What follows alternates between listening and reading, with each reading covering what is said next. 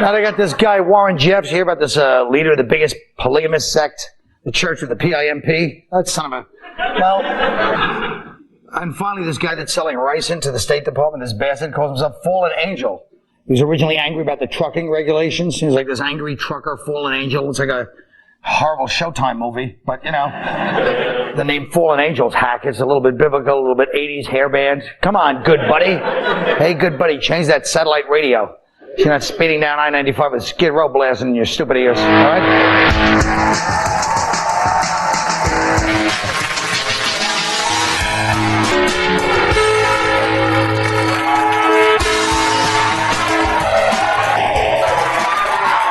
So as we know, last night was a big night for Kerry. John Edwards pulled out South Carolina. Graham, what do you think about this? Well, listen, the thing is, I know America, greatest democracy in the world, but you've got too much now. Enough with the voting. Why? It's too complicated. Just have two guys, one man, one vote, and whoever gets least votes becomes president. I think that's how that works. Why don't we also do our court system with wigs on, too, huh? Yeah!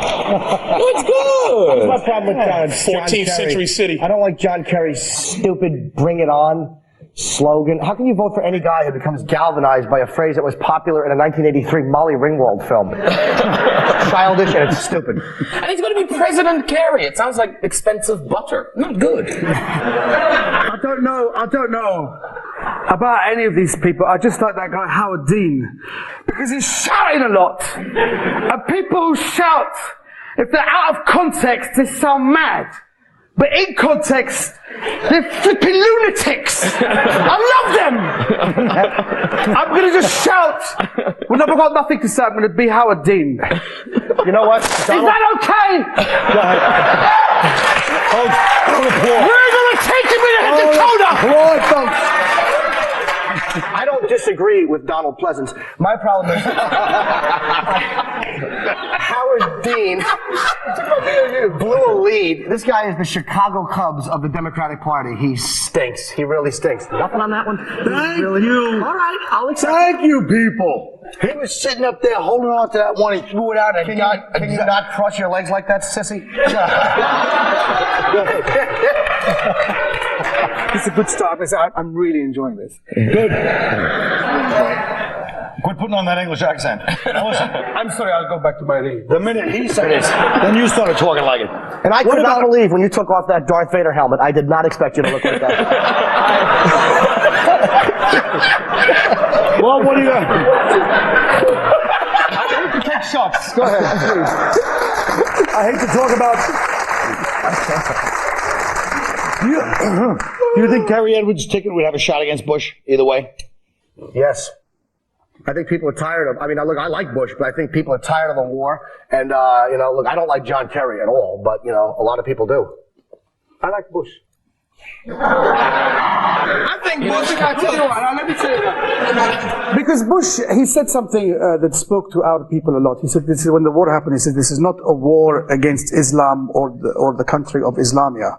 And I felt this is, Why are you laughing at, you white people? I felt reassured. Which accent would you like now? You want to talk about liberal bias in the media? This is what makes me sick. I was on my way home yesterday. I'm sitting in first class reading the Times, and there was an article.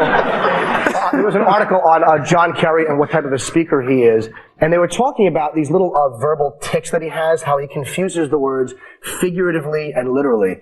And it's just, anyone that says there's not liberal bias in the media, Bush says a nuclear, which granted is not a word, and they call him borderline retarded. but he says two words, he confuses two words consistently that are polar opposites, and it's a little verbal tick. How can anybody in their right mind vote against Bush? Why even bother? He's either going to steal it, or he's gonna, they got Osama bin Laden in the closet. He's already caught. They got nuclear bombs in the closet somewhere. They got Osama. Nuclear bombs? Well, I gotta take, shut your stupid voice. Shut your mouth. They already got Osama bin Laden. He's already already caught. He's already caught. So think why you think even you're- bother? Why I think bother you're voting? thinking of Saddam Hussein was caught. No. They all got first of all, stop trying to know about all Arabs because you are one. I don't like that. He's giving us all the Jahirazala network. What is that? That's all it's saying. Yeah, that. Yeah. They got him. Why bother? Do you have faith in this system to even care about which one of these old Puritan dudes are going to Say it right. I'm trying to The only change reason my you didn't tone. say right is because you wanted me to agree with you. That's true. Aren't you getting tired of the fact that some old white man's gonna run this country? And my pockets have never changed since I've been a grown man and been concerned about money. Whether the dial's up or dial's down, my pockets stay the same. I don't know about this stuff is useless, especially since the last time your favorite boy won the presidency. But Bush stole it, so what do you care? Wait, Shut up! Yes, he did steal it. Will you let me? You want Al Gore after 9/11? Let me make him feel at home, given that kind of conspiracy. It doesn't matter. You tell him, brother. I'll tell you what. You could be in a pool hole and My pockets Louisiana. have never changed. Stop trying to sound like an everyman, stupid. I am an everyman. You're not an everyman. Shut up, all of you. Go ahead, say something English and smart. All right. Well, no, I suppose what confuses me is, given that this man Kerry is obviously going to win, what are the others doing? Why are their apartments being remodeled? Can't they go home? Why would you want to be in a bus traveling around to Mexico? Why? Well, Dean is so shocked. He thought he was going to win. We all thought he was going to win, and now suddenly he's out of it. You can't just leave right away. You know what I mean? I thought I was gonna win. No, but it is like if you ever like a girl, you think you're going to sleep with her, and then she's at the last minute she just boots you out with a speech. You stand in front of her house for like 30 seconds like this. I could have sworn I was going to be. I acted that out and got nothing, and you didn't help. I'll smash you with a pool cue. It's never happened to me. We'll be right back.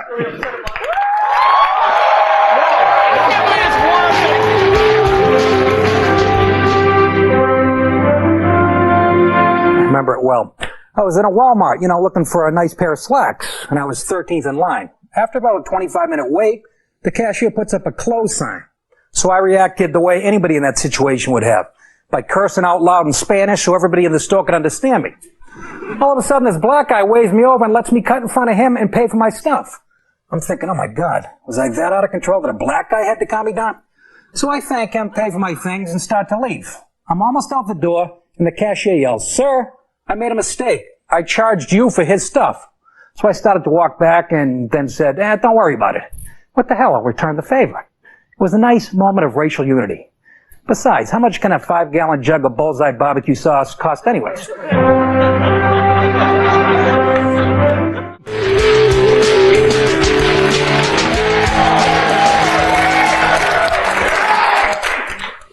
Kobe Bryant's defense team is trying to get a secretly recorded tape of Kobe talking to detectives thrown out. Patrice?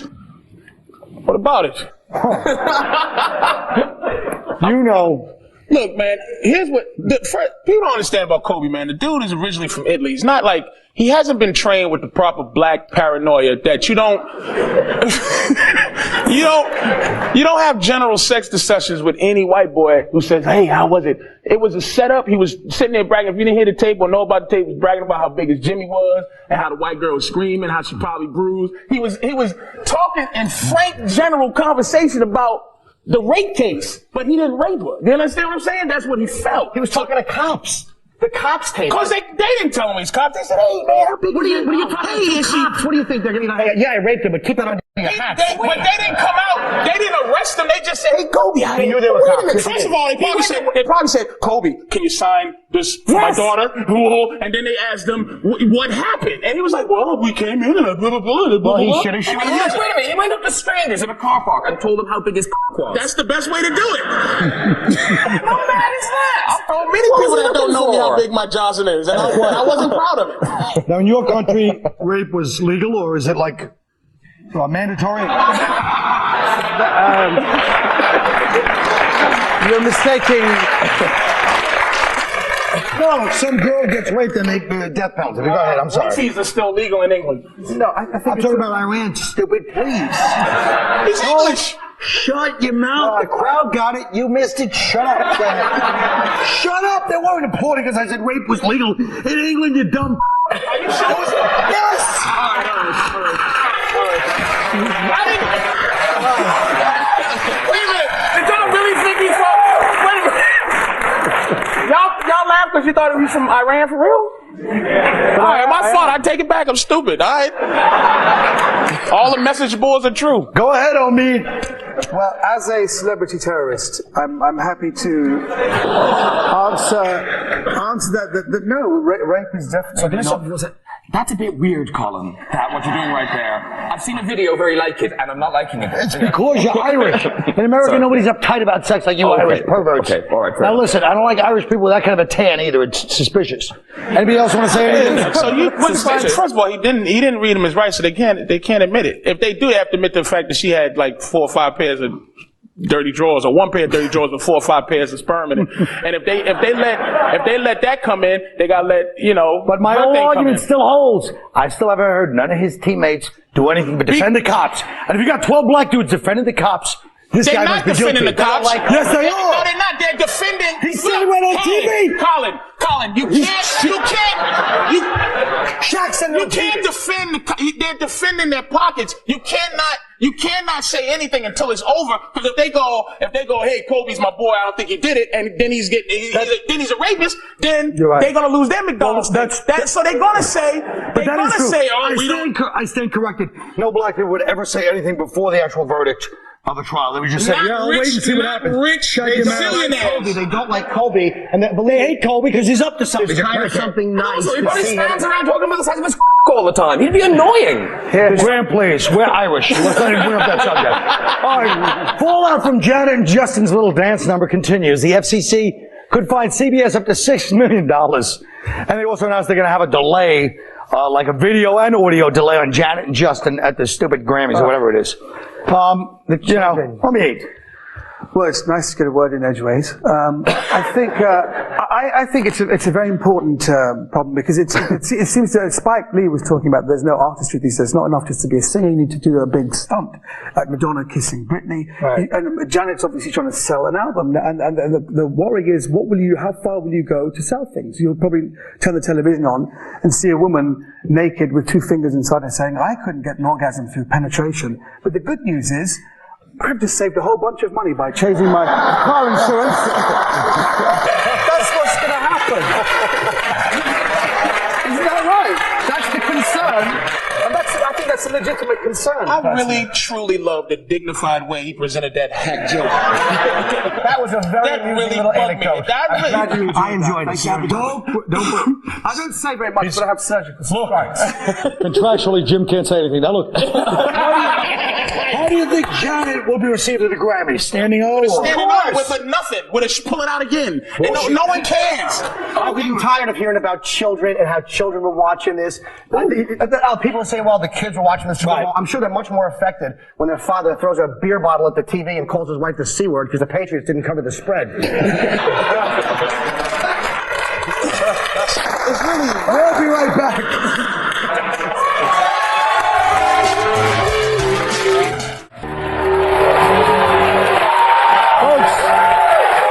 Folks, please. Now listen, let me explain something to you about America that you may or may not know. It's not supposed to be this messed up by this point. With our natural resources, our geography, our philosophical politics, by now we're supposed to be on automatic pilot in this stupid country. But because of chiseling and idiocy, we have not achieved that. And that's what I'm planning to run on. Because first, I'll have the old self-righteous tax, I call it. If you want to say something bad about or good about, if you're Rush Limbaugh or Michael Moore, fine, you're allowed to have your opinion, but it's not free speech. If you turn out to be wrong and you affected everyone's morale, you got to pay all your money except for $600. Now, that's the way it is. Now, point 2, we got all these corporate scandals. If you're a head of a corporation, you take everyone's pension and stuff, either you get killed, death penalty, or you go to space. Because we need people in space, and then we can do but they'll be helping. They could do experiments on them and also be like decoys in cases like aliens trying to shoot us. Now, the other thing is profit sharing. If you're a soldier in Iraq, Afghanistan, you're helping the oil companies. You're their top salesman, and also Hollywood, even though they don't like to hear that. Hollywood, because if you want to sell our awful culture over there, you got to pay these soldiers. They're really doing the dirty work for Hollywood and the oil companies. Break them off a piece. That's the policy. Now look, here's my other point. Right? Hey, if you're taking a gun, you're taking a bullet for a company, you're obviously a loyal employee. Now look, everyone always complains, old people can't afford the prescription drugs. Say prescription drugs for young people. If you're old, you don't want those stupid weak-ass drugs from drug companies. So what we do is we take countries that we're now at war with that are going to love us, like Afghanistan, Colombia, Bolivia, Peru. They've got great hardcore drugs. When I'm old, but wait, when I'm an old person, I don't want some stupid I want to have some drugs I can just kind of float into the next world on. So, you know what I mean?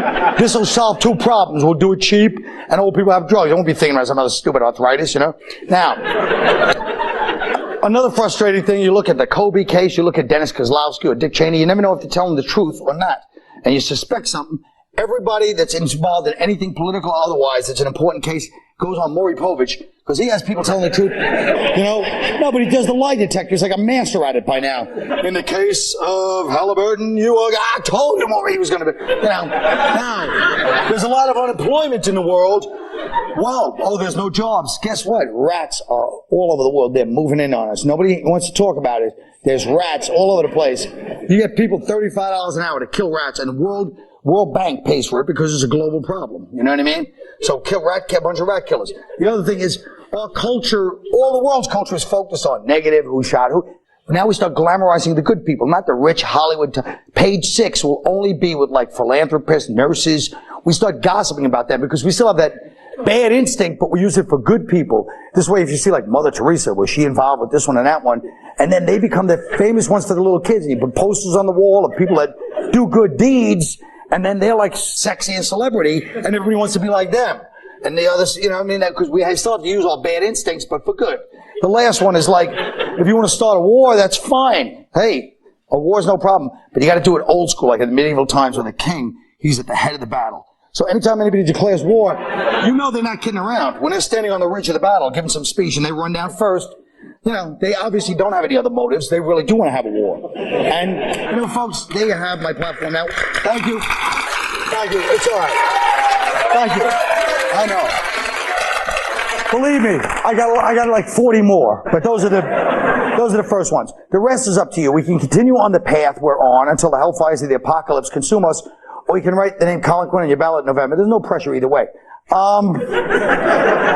So that's the end of that. Thank you and good night.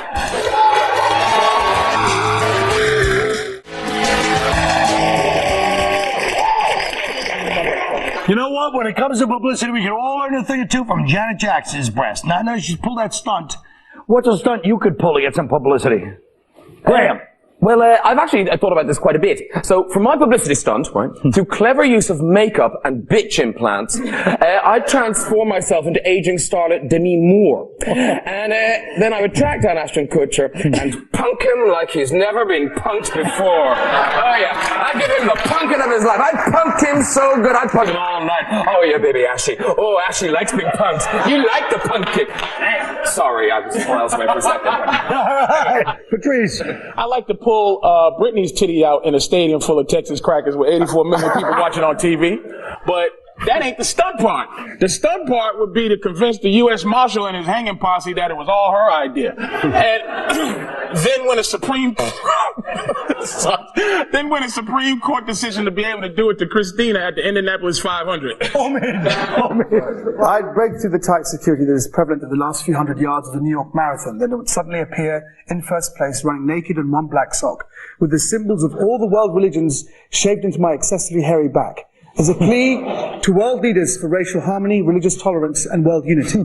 Because I truly believe that a message of peace can only be communicated in this world through a short, fat, hairy, sweaty man with surprisingly smooth buttocks. All right. Goddamn traitors. Jim.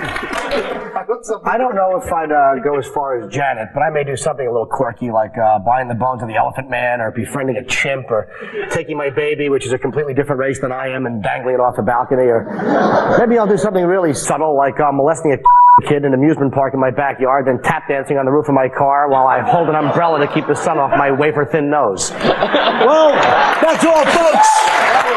Good night. Really? That was a hot one? Do you think the president and the two Brits, did they elevate the tone of the show? Well, at first they were kind of trying to, but, you know, I think we kept them in line. Any predictions on the Graham Norton fellow? Will he go over in the U.S.? I think he already has a show in the U.S. I think he does pretty good over here. Well, you know, Kylie Minogue had one song and then... Yeah, that's a good point. Patrice, does he drive you crazy in a good way or a bad way? Sadly, in a good way.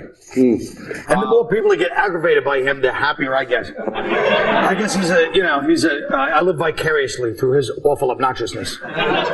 Tonight was really the beginning of the Quinn 2004